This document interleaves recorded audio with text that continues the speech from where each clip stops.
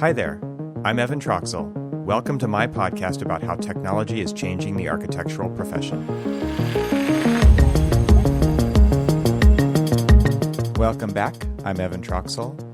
In this episode of the podcast, I have another conversation with Scott Reynolds, who once again joins me to talk about the ongoing lawsuits with the International Code Council and UpCodes. And interestingly enough, and I think we alluded to this in the last episode, obviously there is a lawsuit going on between the ICC and UpCodes, and just over the general ability of an entity to copyright the law, and in this case, that's building codes. And that lawsuit has been going on for a couple of years now, and UpCodes recently got some favorable news from the judge in that first lawsuit, and right on the heels of them kind of taking a breather and that weight being lifted off their shoulders, were pretty immediately followed up with another second lawsuit by the ICC. Since we've recorded this episode, an article on TechCrunch came out and really kind of spelling out what's going on there and getting that information out into the general public so that there can be some public opinion weighing in on whether building codes should be able to be copyrighted and what this second lawsuit is about, things of that nature. I think the thing that is most interesting about this conversation is the recurring theme of the incumbents who've been around for a long time holding on to the way things were as much as possible, and really how tech is trying to change that and make information more accessible to more people in better ways and kind of rethinking the way that our profession works from the ground up. Obviously, there's a lot of people who are really uncomfortable with that. And so that's more of a general theme. I think we've seen that in quite a few episodes so far, and this one is no different. But this one is definitely coming from a different point of view. So without further ado, I hope you enjoy my second conversation with Scott Reynolds of UpCodes.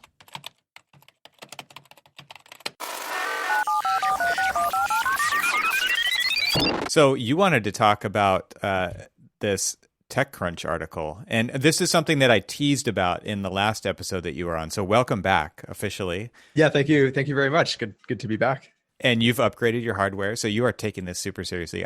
I love that. I appreciate that. You've got a new microphone, which is cool. And I teased about it in the intro because we did not talk about it in the last time you were on the show, but you guys have been through a lot on the legal side of things over at UpCodes. So why don't you just lay the groundwork for this conversation with what's been going on over the last few years? Yeah, absolutely. So just as a kind of background to what we do, we host regulations, all kinds of building codes online, whether it's building code, plumbing code, residential code. We put that online, make it free to view, make it easy to work with. You can copy, paste, send links to folks. And then we build premium tools on top of that. But just focusing on that first part, getting that code online, making it accessible. We thought we were in the clear. This has been litigated before. Do people have free access to the laws that govern them? Mm-hmm. In this case, building codes. And we looked at some of the case law and said, you know what, this particular organization we're looking at, International Code Council or ICC, has litigated this twice previously and lost when they said, we have a copyright on these laws. Mm-hmm. So we said, okay, let's take these laws and let's put them online and let's make it free. And they brought a lawsuit against us saying hey, you guys can't do that. We have a copyright on those laws. So really that's kind of the foundation of this dispute or this argument.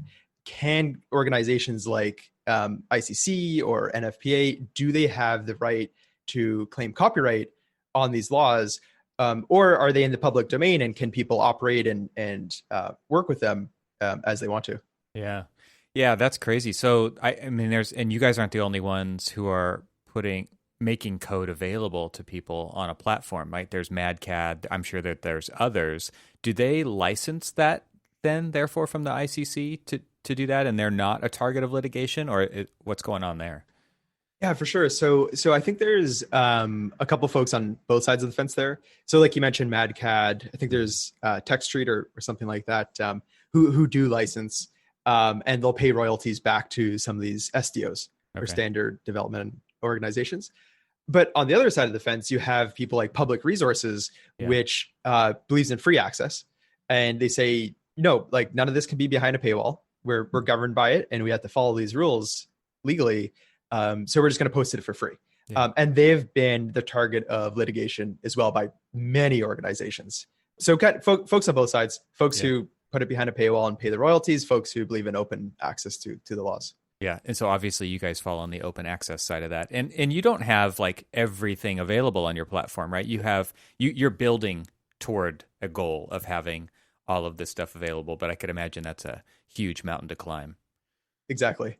So when we kind of set out in the early days, like the big vision was let's become the LexisNexis of construction. Let's get all of this information together. Let's unify it so it's all in the same format, make it searchable, make it easy to copy and paste and do all these things. Just get all this, bundle up all this information, leverage technology so we can keep these things up to date and pull in all the data into one place. So that was absolutely the original vision. Now that's challenging for a couple of reasons. Like we're talking about now, is the legal component of that. So when we set out, we didn't think it'd be any problem. This had been litigated before. Thought we were in the clear, but and maybe we'll get into this later. But the legal system is a little bit challenging that they can keep bringing lawsuits against you. So there was a little bit of unforeseen challenges on the legal side, and then as well on the technology side, it's also challenging getting all this information together, keeping it up to date, integrating amendments. So lots of challenges, but that absolutely is the goal. And I think we'll get there eventually, just probably a little bit longer than our initial vision. So let's go back to the first time that this happened when they actually did sue you. Can lay out exactly what happened then and what came out of that and then where that's gone since then. Yeah, absolutely. So at the time it was just myself and my brother, who's my co-founder and CTO. Just two of us, and we had gone through Y Combinator. So we did an accelerator program, and we were starting to grow the business. We were just going out for our very first funding, bringing some venture funding in, so we could grow the team and move a little bit quicker. So this was in summer of 2017. So quite some time ago. Yeah, and we were in the Bay Area in California, and we were in South Bay where a lot of these VCs are, and we were going out to raise some money. After a very long Y Combinator program, we raised a little bit of funding, and then we finished up exhausted, ready to kind of take it easy for a week or two, maybe even like take a vacation and just kind of like recoup and recover. Arrived back in San Francisco, and there on our doorstep was a serve. Basically, ICC sued us, and the process server had dropped the documents on our doorstep. So when we're coming back to get a little bit of reprieve, it was exactly the opposite. We had to scramble, and it's like, what do we even stressful. do? Yeah, geez. And I don't know if anyone watches the show Silicon Valley, but there's a great scene which Richard's representation, his lawyer, he goes to him, he's like, hey, we're getting sued. Can you represent us? And the lawyer's like, no. Like, I don't represent you guys. I don't litigate. Like, I'm the guy who connects you with the guy that litigates. And I thought that was a joke, but that's actually exactly how it works. So we went out to our lawyers. We're like, hey, okay, we got this. Like, what do you even do about this? Like, what's the first step? Obviously don't know anything about it. And they're like, well, that's not what we do. You got to talk to a litigation lawyer. We'll connect you with that guy. So it was really stressful, but we had something like 2 weeks to respond to it.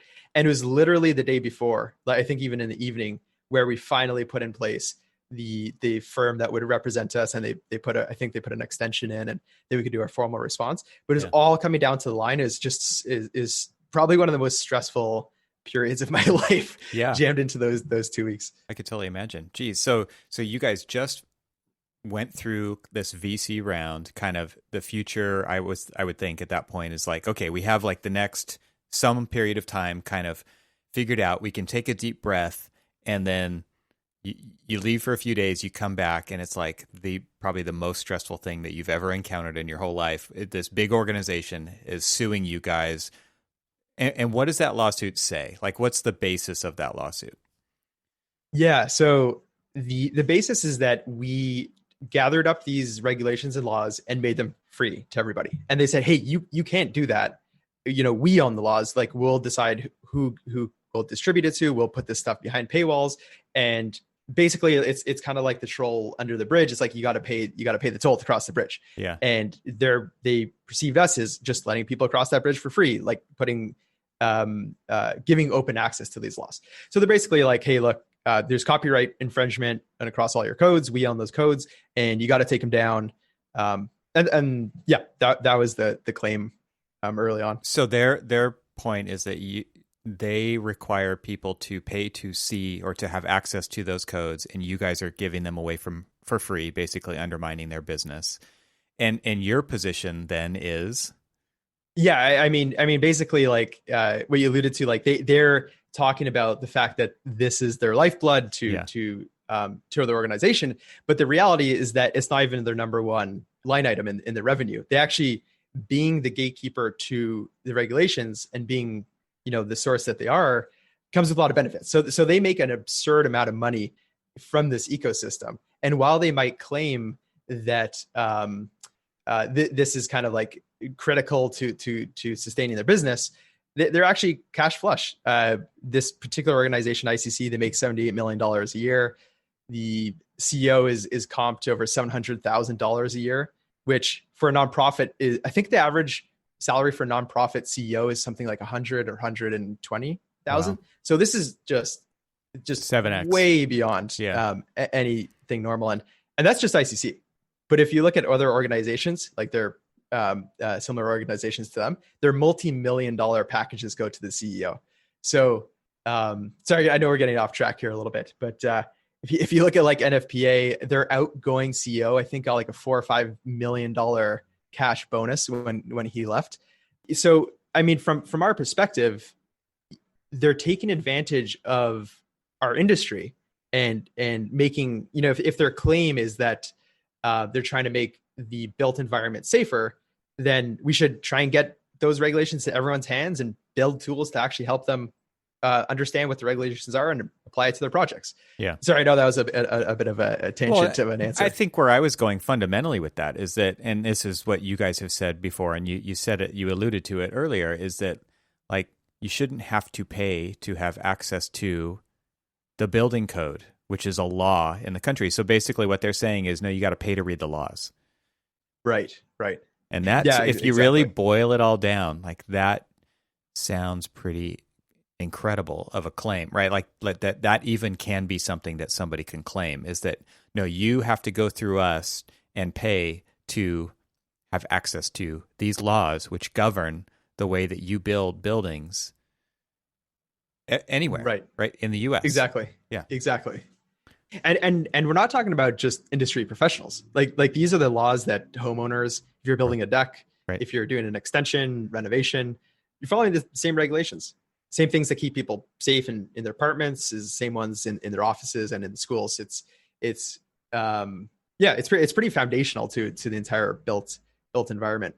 It does seem like that kind of thing is public domain, but and I think that's kind of what you're saying is what you thought it was as well. Kind of, I'm sure you guys did some due diligence when you formed the company, but how come this never came to light? How come this is, like you said, you had seen that this had been litigated previously, but how come like this kind of fundamental issue didn't come to light when you guys were forming the company? Is it just because you didn't dig deep enough, or is it something more shady than that, or what? Oh, no, it absolutely did come to light.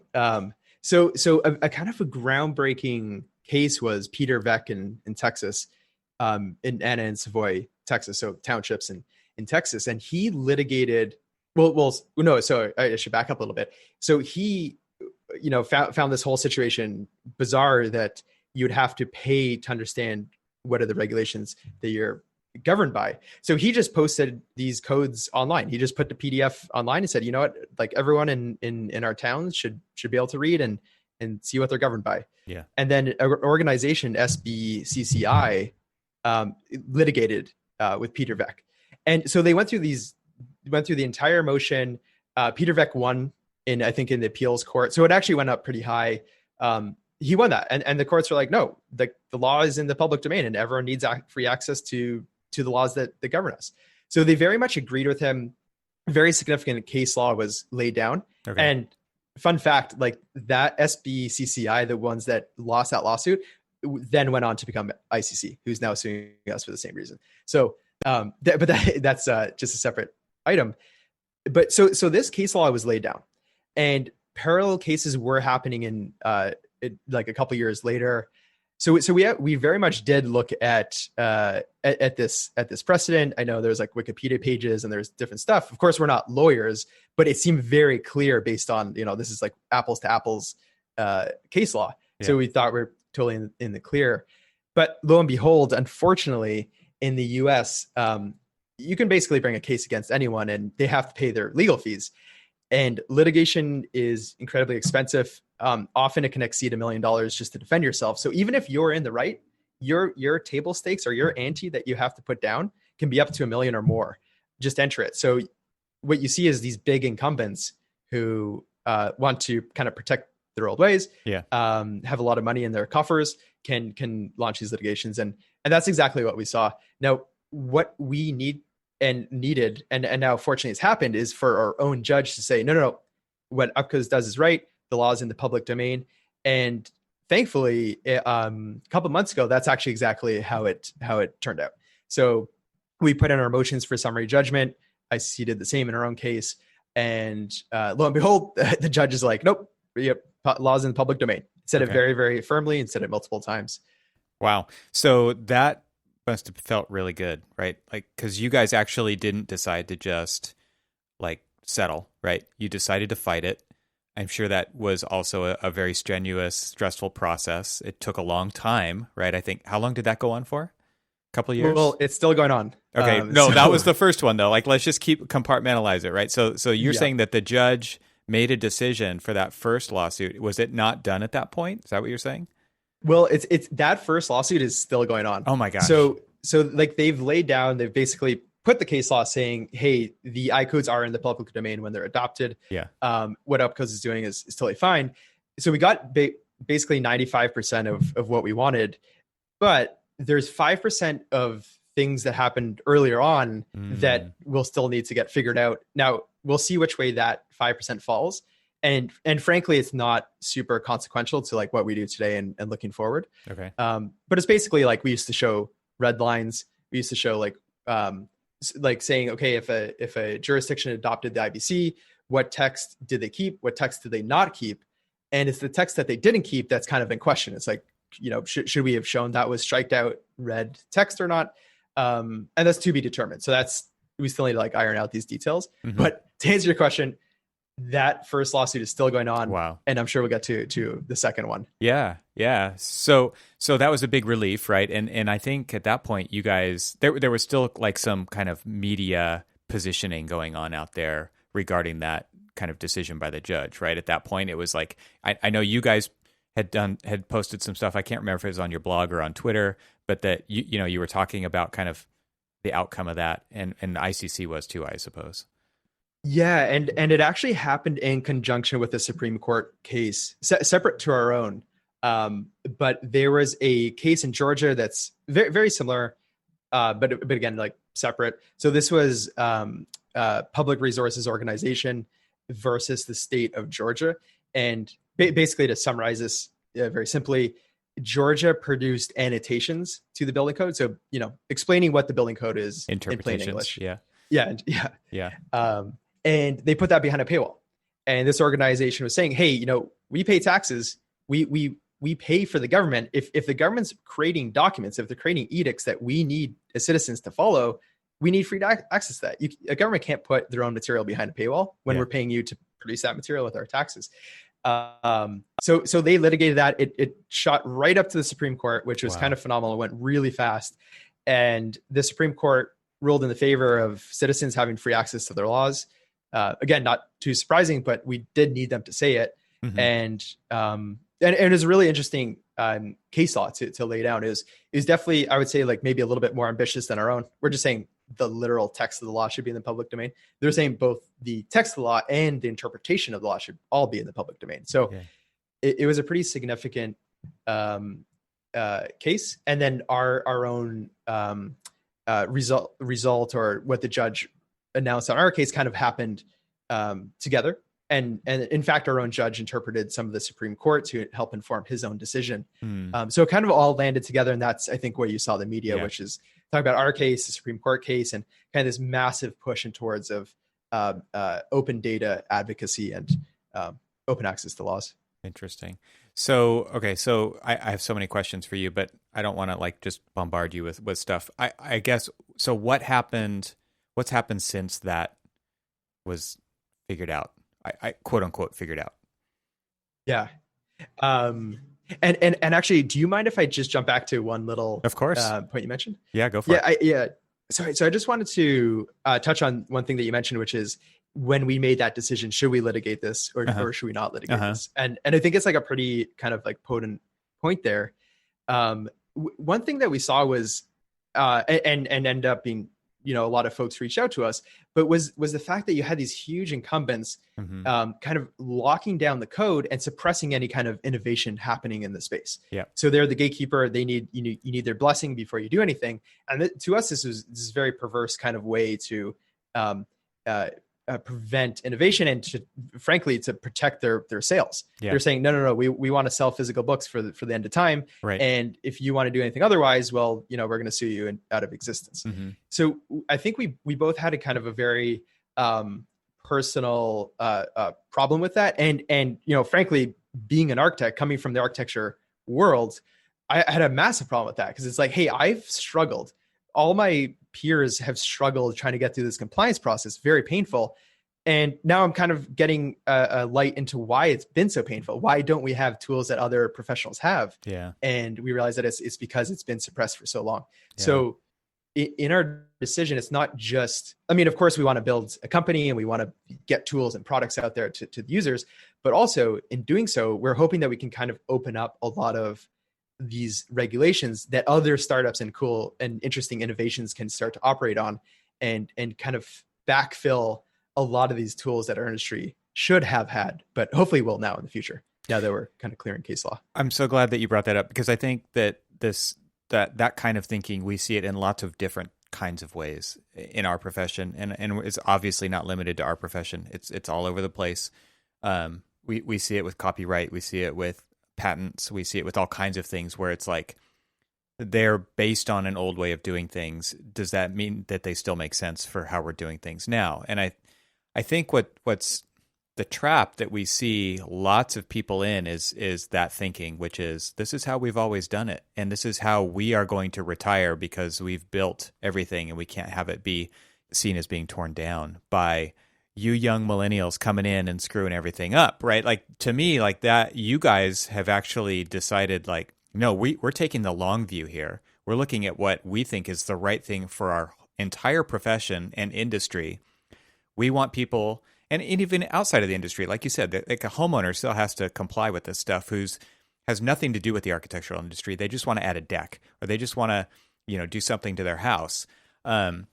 So you're thinking beyond yourselves, you're thinking larger than our industry, but ultimately I think you are thinking longer term, which is like, what's the right thing to do to position us so that we can innovate on top of and get beyond where we've always been.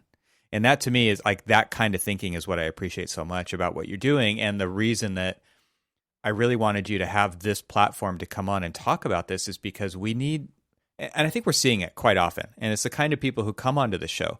They have great new ideas that will fundamentally shift the way that we practice architecture and the way that the AEC industry works. And we need to all get on that together to move forward instead of fighting each other and keeping things compartmentalized in silos to keep things how they always were. Because if we continue to do that, this industry will not exist in the future, period. That's like my firm stake in the ground is like, if we don't move forward together, then we're all going to die individually. Yeah, I completely agree. And I think it's beating a dead horse here, but I believe it was McKinsey did a study that said the construction industry as a whole has decreased in productivity over the last 50 years. Right. Which is alarming when you compare it against to other industries whose productivity has, gone up and up and done really well. And I was having a great conversation with Ian Kenoff of Hypar recently, and we were talking about how complex the whole ecosystem of architecture, engineering, construction is, and that no single people can actually tackle it all and do it all very, very well. And I think in reality, it's going to be many solutions that are unpacking and focused on certain areas. But the more we can help those individual solutions talk to each other, collaborate, and work seamlessly with each other. So you're talking about like exchanging data, like very easy transference between, say, like your Revit model to like what Hyper is working on, to our own like code validation. So you can have all these experts focusing on their areas, but flowing information freely. And I think that's where we need to get, is basically leveraging a whole bunch of different innovations and initiatives that can collaborate and talk well to each other. Because it's just, it's such a complicated kind of world that we operate in architecture. So I think, I think that's the future. And I think that's what we're working towards. If you think about something as fundamental as building codes and how, I think most people in the architectural production world are interpreting building codes on their projects. They're coming up with solutions to serve their clients, in many cases in spite of building codes. Like they're trying to find ways around or workarounds or working with. I mean, you can look at it probably either way and you get the same outcome. Like you're coming up with a customized solution based on a set of constraints that sometimes you need to argue with a code official about. And when you talked about this lawsuit in Georgia, that's the first time I've ever heard of anybody publishing interpretations. I've never heard of that. And maybe it's because I've been removed from projects for a while now, but that to me seems like that is a tipping point in itself. And I know you guys enable teams to comment the code in your platform so that, a PA could say, here's what this really means. And a junior member of the team could go in there and read that. Are you guys coming up with any way to kind of flip a switch and make that kind of stuff public if somebody chooses that they're okay with that, who's a user of your platform? And the only reason I'm asking is, and the answer is probably no, but going back to this case in Georgia and going back to our statements a minute ago about moving forward together as an industry, it seems like, because every firm is doing this, that every single project architect in a firm is doing code interpretation, they're working with code officials, and they're resolving that problem every single time. Is there any kind of information sharing that architects, big capital A, overarching umbrella architects, can work together in that way, using a platform like UpCodes or any other way to move forward together and not keep reinventing this on a project by project basis? So I couldn't agree more. And like, if you compare it to, say, software engineering is extremely collaborative and a very robust, thriving community online. So if you want to learn how to become a software engineer, there is more material than you could ever digest. Go to Stack Overflow, exactly. Go to YouTube. Like, there's so many resources. Yeah, absolutely. And I feel like it's the furthest end of the spectrum when you compare it against the very siloed information in architecture. So you like, exactly like you're saying. So you have firms that have siloed information.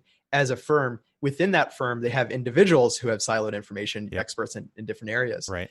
Then you have the government, again, siloed information, very opaque. And that couldn't be further from the truth for software. So software developers are sharing information, they're sharing ideas, they're answering each other's questions, they're debating online, they're making things open source and giving it out there. So I think in so many different ways we can benefit from that.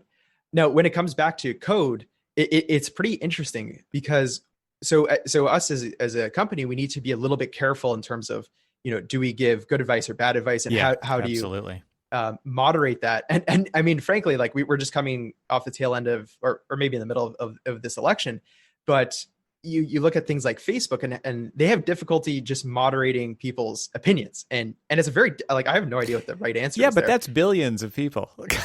Like, we're not talking about anything at the same scale. I totally see where you're going, but I would also just throw the caveat that, like, we're operating at a completely different scale than that. It seems like we could wrap our heads around this problem. Yeah, no, it's a good point. But yeah, just to kind of tie that up, it's that moderation component where it's like, I mean, frankly, you just don't want someone to come on and say like, hey, this is my opinion, you got to do it this way, where they might be wrong, or they might be right in that jurisdiction, but not, Yes. and maybe they're operating in or with that official and not a different one. Exactly. Yeah. Yeah. In the same jurisdiction. Exactly. Yeah. Right. That's right, how weird right, it is. It is very kind of a gray area, right? Is sharing opinions. But man, like if you look at the way, like let's say that I'm developing a Grasshopper script that does something that we want to automate and never do again by hand, right? And we want to share that out, and it doesn't work for somebody. Does that mean we shouldn't have shared it? Because somebody could use a piece of that logic to solve something else or build their own and make it better. We've had the same question though. It's like, well, what if somebody uses this and it doesn't follow the code in their jurisdiction and therefore it gets them in trouble? Are they going to come back looking at us for, they want to make up for that somehow? And so right. like now we just start disclaimering the crap out of everything. And that just becomes kind of a lot of noise in the world as well. So it seems like there's got to be a way to distinguish interpretation and opinion, but useful versus like how effective it could potentially be or not be on your project. Yeah, for sure. And just like you're saying, like I think the open source community, at least in software, is so robust because people contribute to it. So so you put it out there, they're going to take it, they're going to improve it and give it back, and then the third person is going to come along and layer on, and then over time, after you have 200 contributors, you have a very robust. It's community policing, basically, right? Like Wikipedia is a great example of this, where it's run by a community. And you've got people looking over various pieces of that community, doing QA on it, basically, making sure that everything's copacetic, and hopefully for the most part it is, but realizing that it's an imperfect system. It's never going to be perfect because it's a living, breathing thing that, on some level, does take on a life of its own. And you are going to have clashes of opinions within it, kind of fighting for what gets published. But I could totally see that similar kind of thing happening with the building code, because again, we all have to use it. Yeah. And it's really interesting. There's a great, I have to look it up, but a great podcast with Jimmy Wales, who's the founder of Wikipedia. And early days, they had something like a 7 or 8 step process that it went through. It had to get signed off and vetted by various experts before it could ever find its way onto Wikipedia, or whatever they called it at the time. And it just proved to be too onerous. They couldn't get the content out there. It was too slow. And they basically peeled that back. Right? Like that's how products die, because they can't move quick enough. I could totally see that. Yeah, exactly. Yeah. And they basically peeled it back to exactly what you described, which is that community policing collaboration that could generate a lot of content, but also vet that content. So thinking about the impact on UpCodes, and I'm not saying this is like a great solution here, but we actually have taken a stab at that very recently. So about a month ago, we released a feature called Diagrams, and it takes experts in the field who otherwise would have had very siloed information or expertise, and said, hey, okay, you're really good, let's say with stucco and waterproofing details. I'm going to pay you. I want you to create the best possible, basically download your expertise, and then we can democratize it on the site. Awesome. And then we can share it with folks. And then once we get it up there to people, and this has gone live, so we've actually started to do this, we can have a feedback iteration loop where we put, we heavily request feedback. We said, was this helpful to you? Was it not? And they can hit a little box, and then it prompts for some feedback. And best case scenario, we can get on the phone with them and understand why and have that dialogue. But at the same time, we'll get the feedback from the folks, we're going to give that back to the experts and have some experts review that to make sure it makes sense. And then we'll iterate and upgrade the diagrams and the content, basically this explanation of how to view the law. So that's been our kind of first stab at kind of community source and trying to democratize and break down these silos of information of how to get to the code. But it is like a drop in the ocean. Yeah, and it will take a lot of time. So it's a lot to do. Could probably improve it. We could probably make it better. But I think that was like a first safe kind of foray into the world of sharing this information. Well, I was just thinking about, as you were talking about kind of that process, that's exactly how NCARB designs the AREs, right? They get architects involved. Somebody might have an idea about a question. They put it out there, and then other people push and pull that question in different directions until they can kind of settle in on something that then becomes a candidate to put onto the exams. And it's like a design process, right, for a question. And in your case, it could be about a detail or a particular way of doing things in a particular climate zone, et cetera, with different building materials and stuff like that.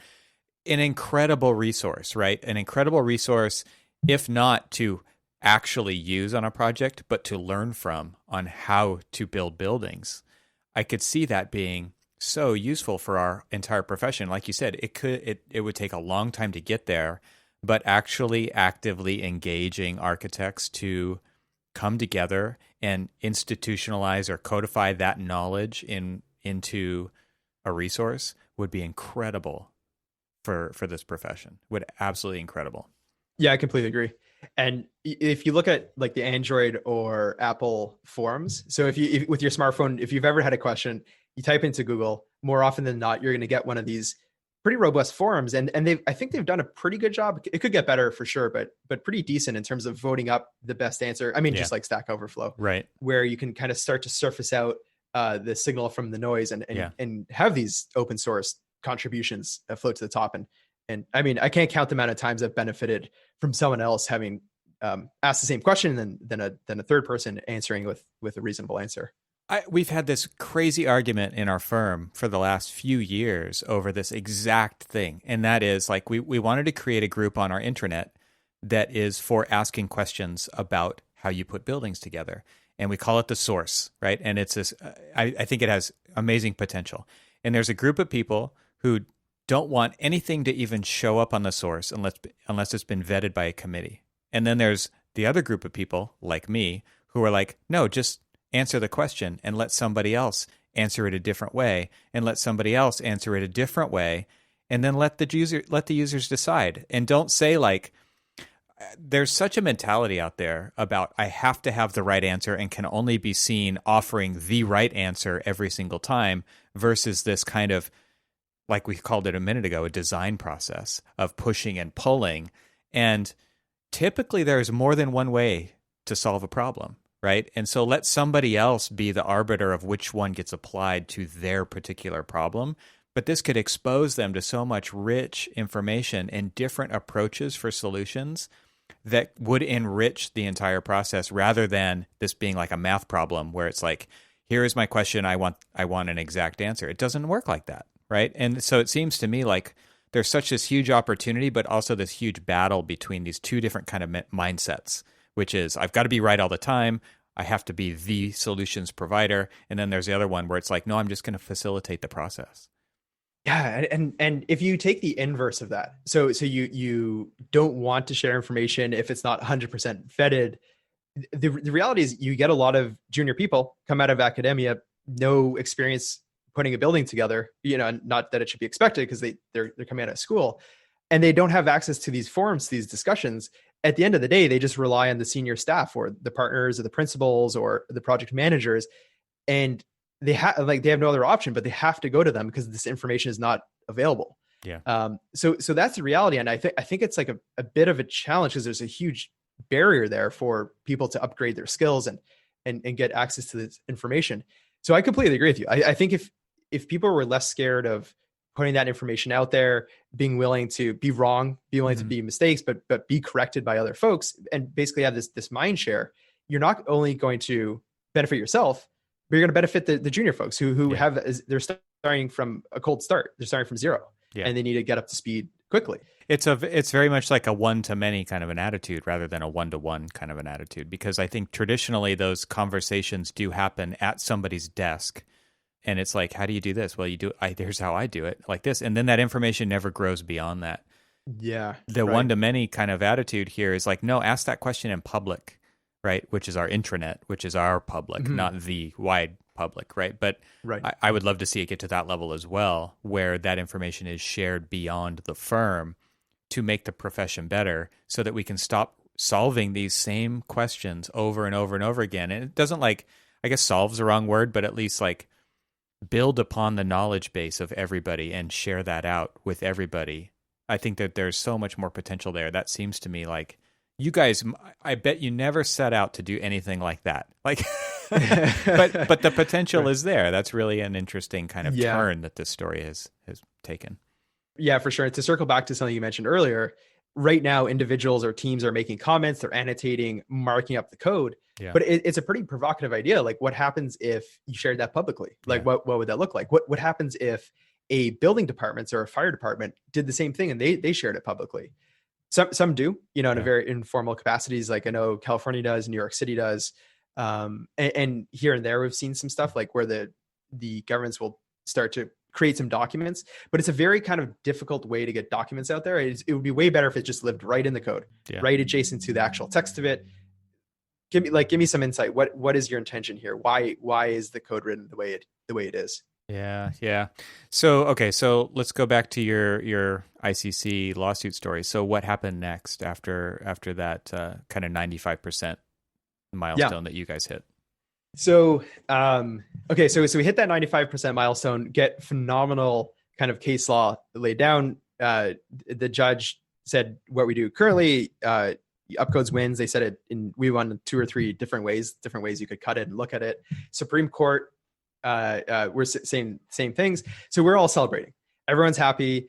Our legal team, who are phenomenal, they're getting calls from around the country, from copyright experts and open advocacy experts, congratulating them on pushing the ball forward. And us as a team, we're celebrating. We're all happy.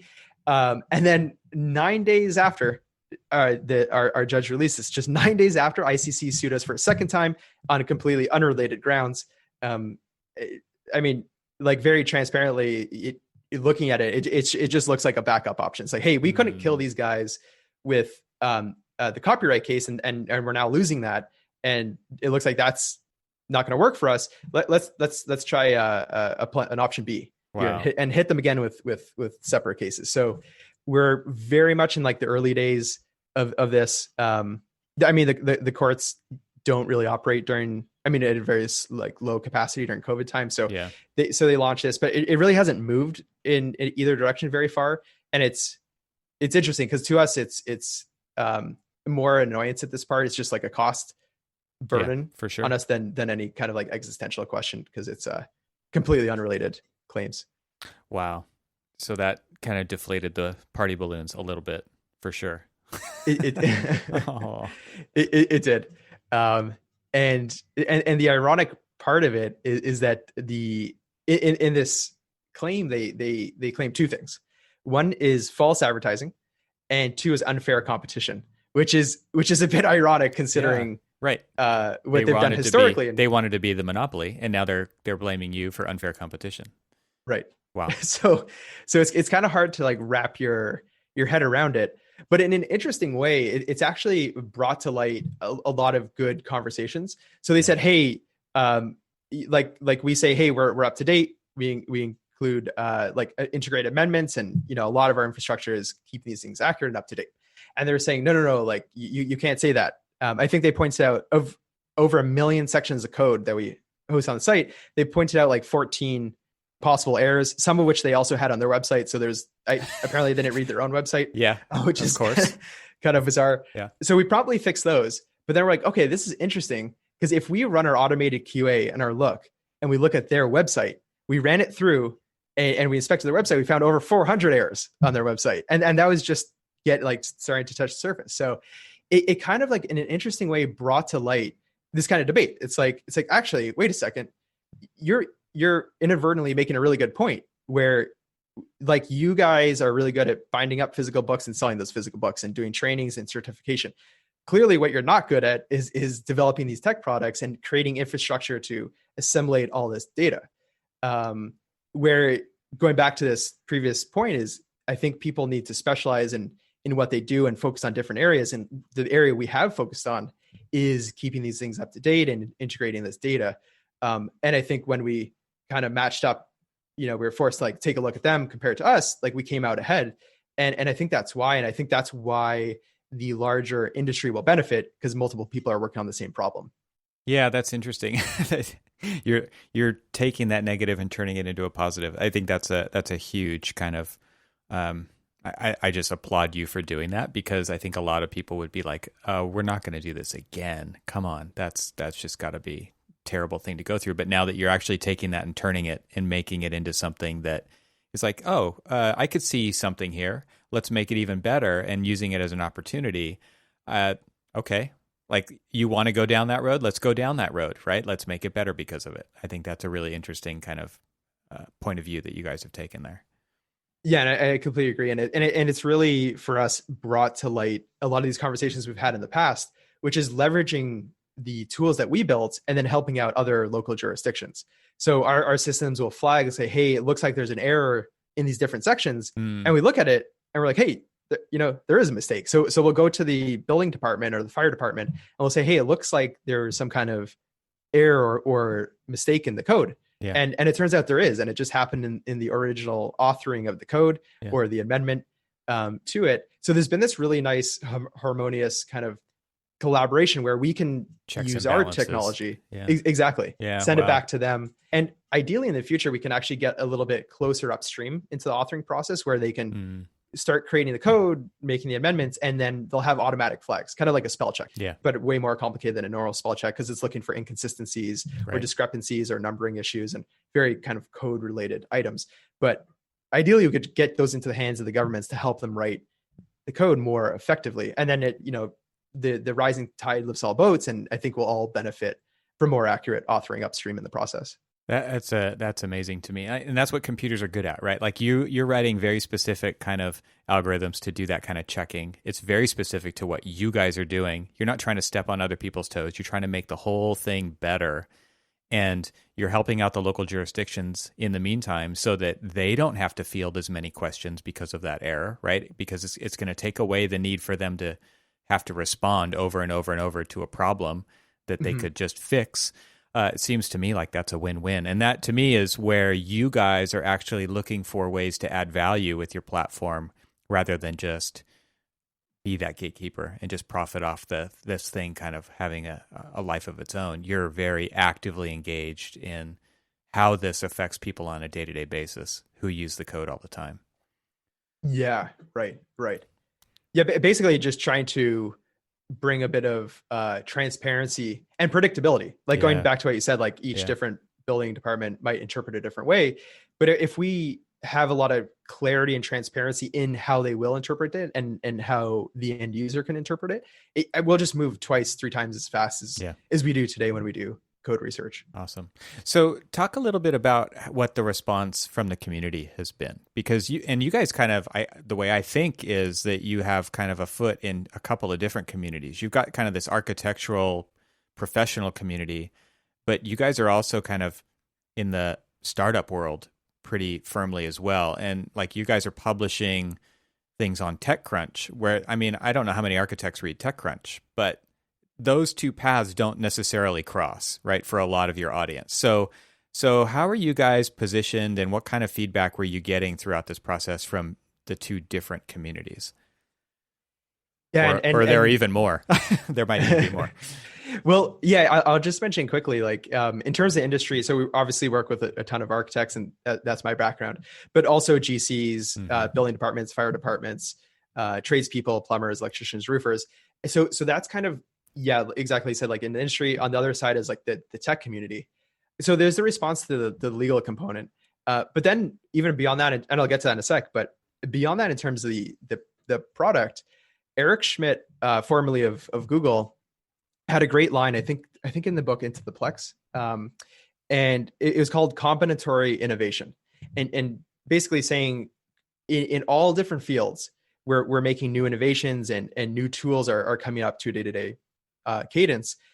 But it takes people that can kind of straddle different industries and keep their finger on the pulse of different industries to see what the opportunity is when you combine these things together. Yeah. So you can look at what people are doing in, say, manufacturing or in healthcare, and then bring some of those insights into architecture or into construction and say, like, hey, they're doing it this way. If we combine it with what these guys are doing in healthcare over here, we can mix those together in a very kind of provocative, fruitful way, and then let architecture benefit from that.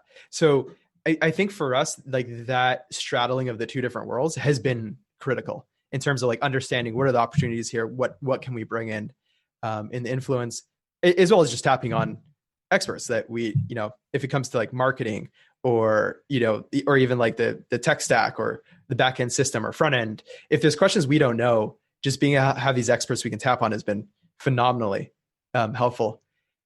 So that's on like the product side and the business side. But when it comes to the legal component, I think when people are approaching this with no previous knowledge of how the industry works, it's just shocking. Like it takes us so long to convey to people that organizations would actually claim copyright on the law. Like it just simply doesn't compute for a lot of folks. And when we've had debates in forums, or I wouldn't even call it debates, but just announcing it in forums in different places online, it's just met with a lot of surprise and a lot of anger, which we understand, because that was also our kind of like our reaction to it as well. I think that architects have seen this in the past, and they've kind of been familiar with how aggressive and intimidating some of these SDOs have been historically. Mm-hmm. So to them, it might not come as much of a shock, but yeah, when we cross over into other communities, I think there's way more shock. There's lots of legal action going on in AEC all the time. There is, unfortunately. Yeah, there is. So what kind of support did you get from architects on social media, stuff like that? Was that kind of overwhelming? Was it underwhelming? Like how is the industry following along with what you're doing? Yeah, so it's been really, I wouldn't call it overwhelming, because we always love it. There's definitely been a lot. And for us, it manifests the best way when people are really supportive of the product, and they give like user interviews or advice or feedback. They'll be using the product themselves and say, hey, like I know you guys are responsive. I know you're trying to push this industry forward. I'm gonna download some of my thoughts, and we'll take them, reflect on it, chew on it, debate it, combine it with someone else's thoughts, and then try and improve the product. So, I mean, the encouragement has been fantastic, and we always love that. But I'd say like the best form is when we actually get to like connect with the community, talk with the community, collaborate, and work with folks. So I think we've been a little bit lucky in the sense that people have been so supportive and willing to reach out and to help. Has been phenomenal. That's awesome. It's good to hear.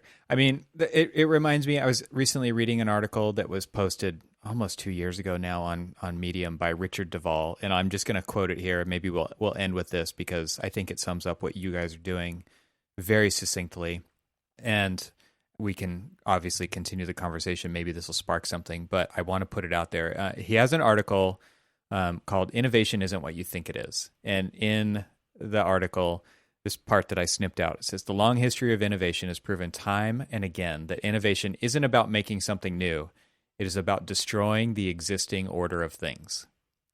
And like you're talking about connecting the dots, you're talking about like looking, having your foot firmly in different domains and kind of connecting the dots, looking for opportunities, looking for places where problems can be solved, where you can add value.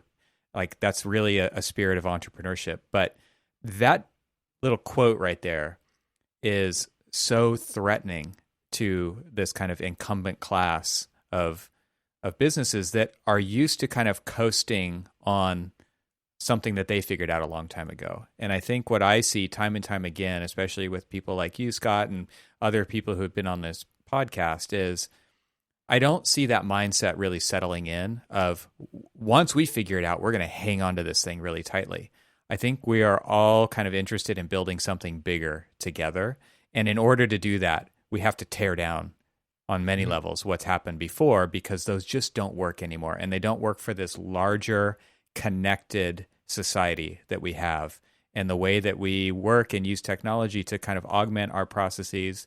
I mean, especially now, we would be nowhere during a pandemic without the technology that we have, just as a very simple example that's very tangible. You very much have a mindset, I think, of like, we're going to take this and we're going to continue to build, and it's never going to be done. Let's continue to make it better and better and better, and never just kind of stop and settle and hang on to the way things were. At least I hope we don't ever kind of take on that mindset, because to me, that's where the innovation really does stop. And it really doesn't say much about having that kind of future thinking, next generation kind of a thinking. How's the next generation going to do better with what we've done? How can we leave a legacy that enables them to do more, not stop them in their tracks? Yeah, absolutely. And it comes back to first principles thinking, and Elon Musk, a little bit controversial the last couple of years, but like I think he embodies that really well, which is like, let's take something that's been entrenched and let's approach it from fresh principles. and think and envision how it should be, not the way it's currently done. Yeah. Yeah, I really like that, exactly what you're saying. Because for us, like we did exactly that last week. It's like, throughout everything that we have today, just as an exercise, let's start from a blank page. How would you approach compliance today? Mm-hmm. And try and forget about everything the way we do it. Of course, this is just an exercise. Like there's like, in terms of like workflows and adoption, there's like challenges there. But let's in 10 years, what does compliance look like? And let's have that as our North Star. Let's try and define that. We don't have to commit to anything. It can be, it can be updated all the time. But let's try and envision what compliance is in 10 years and work towards that. And go on this journey and try and bring folks along and constantly question ourselves and constantly be able to throw away things that we did that was new at the time, but might not be that relevant in 2-3 years. Yeah, that's awesome.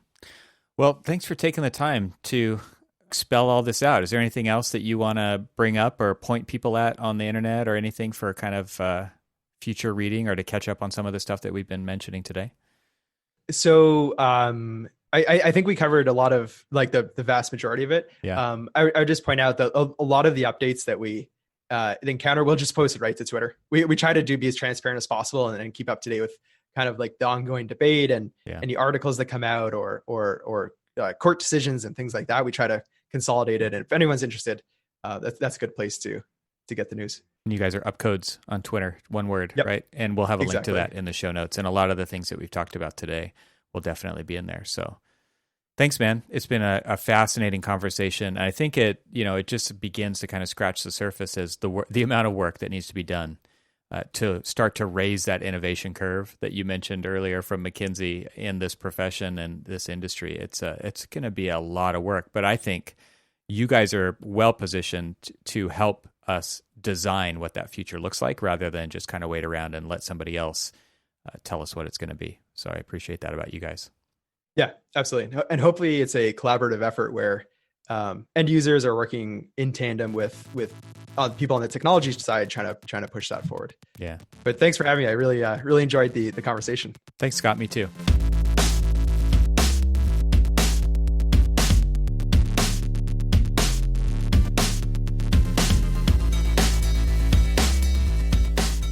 Thanks for hanging out with us today. This show is part of the Gable Media Podcast Network. You can see all the shows at gablemedia.com. That's GABLMEDIA.com. You can help support what I'm doing here by leaving a 5-star review on Apple Podcasts to help get the word out, and of course, share it with your friends. I'd love to hear from you, so leave a comment on the website at trxl.co/podcast, where you can find every episode. You can also follow me on Twitter and Instagram and YouTube. Just search for eTroxel. Talk to you soon.